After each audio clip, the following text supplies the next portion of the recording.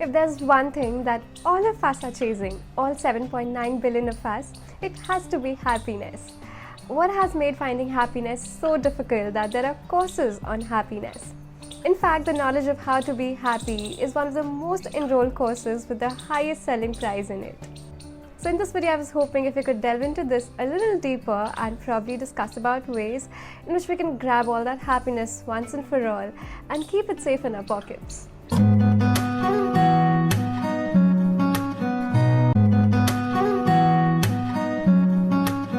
If I could go back in time and give some life lessons to my younger self, it would definitely be to remove these 5 things from my life. They've been the biggest spoilers of happiness and the thieves of peace. So we'll see one by one, starting with the first one. So it starts with a nagging thought, which gives rise to a few more thoughts. And before we know it, there's a storm brewing in our mind, sucking up physical and mental energy and giving rise to all those what-if situations. I believe nobody of us is stranger to this and the powerful negative effects that worrying can have on our lives and also on our happiness levels. But here's the thing. Very recently, I received this cartoon strip from my friend, which showed a psychiatrist having a session with her patient. And the psychiatrist says, "You worry too much. It doesn't do any good." To which the patient says, "It does for me. 95% of the things I worry about never happen." And honestly, that's so true when I come to think of it. Most of the things that we worry about never really happen. And as my mother says, even if they would happen, in most cases they wouldn't be as bad or as painful as we expect them to be. So honestly, worrying is just a waste of time and one of the biggest stealers of happiness.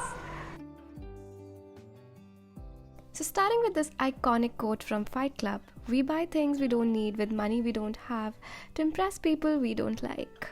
So it's happened to all of us before. We've walked into our favorite store to buy in a pair of dresses, and before we know it, we've already bought 5 dresses, 2 shirts and a pair of pants.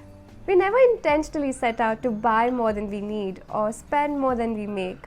But the problem is excessive consumption.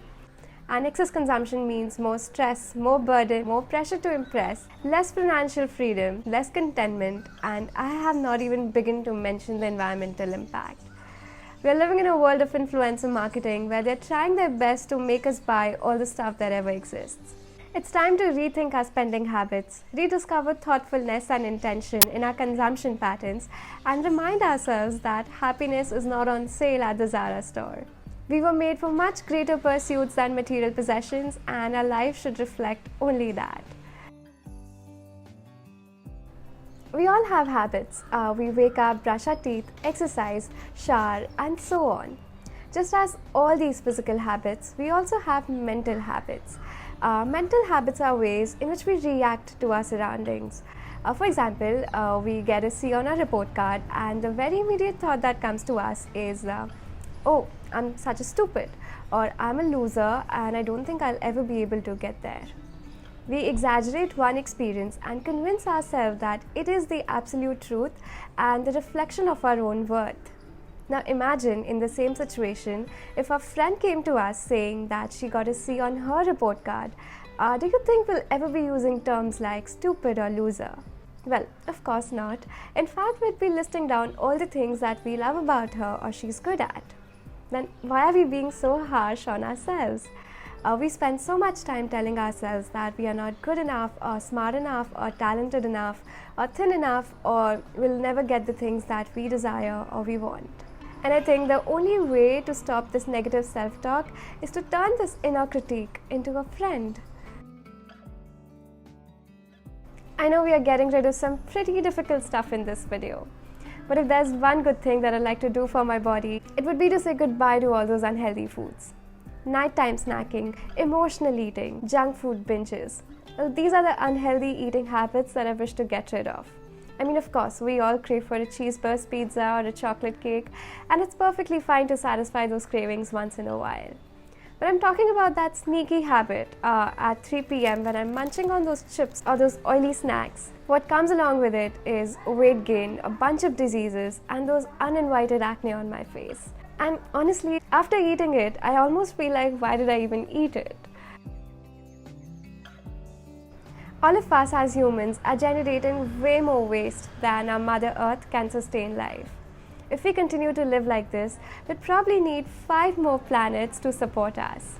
The way the consumer society is working today is just not sustainable. In fact, we've overused Earth's natural resources by more than 70%. But here's the good news. We don't need to go out of our ways to do something monumental.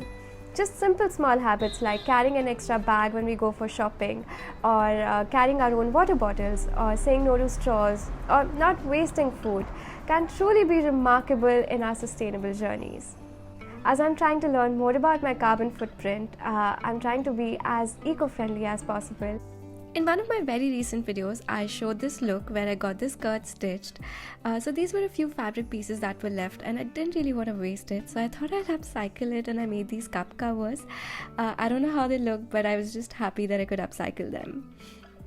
And this is it. These are all the 5 things that I wish to get rid of, and it's scientifically proven that if we get rid of these 5 things, our happiness levels would increase tenfold, and honestly that's a lot of happiness. But on a serious level, I want to ask you, if you were to remove 5 things from your life, what would they be?